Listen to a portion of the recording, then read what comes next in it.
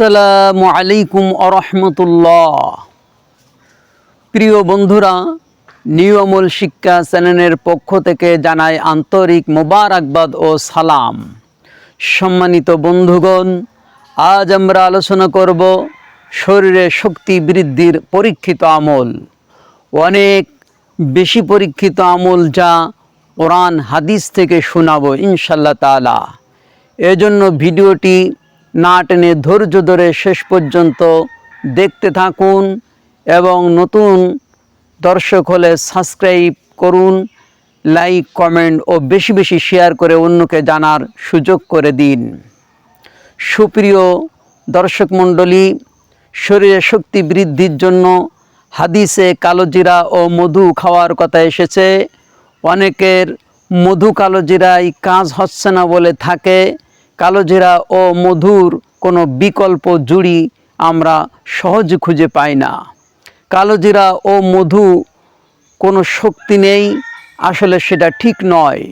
তবে যদি কাজ না হয়ে থাকে তাহলে শুনুন, এবং যাদের কাজ হয় তারাও শুনুন। শক্তি মূলত আল্লাহ পাকের। একটা দোয়া পড়ে কালোজিরা ও মধুর মধ্যে ফু দিন। সকাল ও সন্ধ্যায় হাতের তালুতে কালোজিরা ও মধু নিবেন। সূরা হুদের 52 নম্বর আয়াত, ইস্তাগফিরু রাব্বাকুম ইন্নাহু কানা গাফফারা।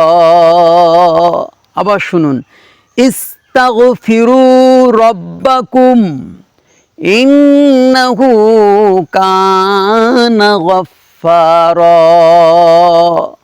এই আয়াত আপনি 25 বার পাঠ করবেন। এটা যদি না পাঠ করতে পারেন তবে বিকল্প একটি আমল আছে, ইয়া রহমান ইয়া রহিম।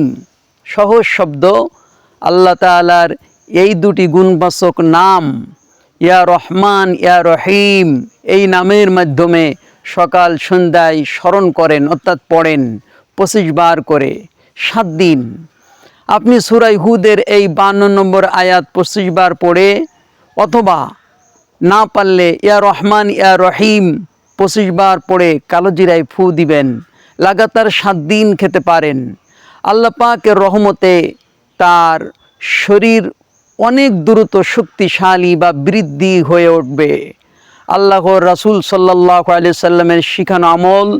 এজন্য অতি ভক্তি, মহব্বত, আজমতের সাথে আমলটি করতে হবে ইনশাল্লাহ তাআলা। শুধু শরীরে শক্তি নয়, আরও অনেক প্রকার উপকার আপনি দেখতে পাবেন।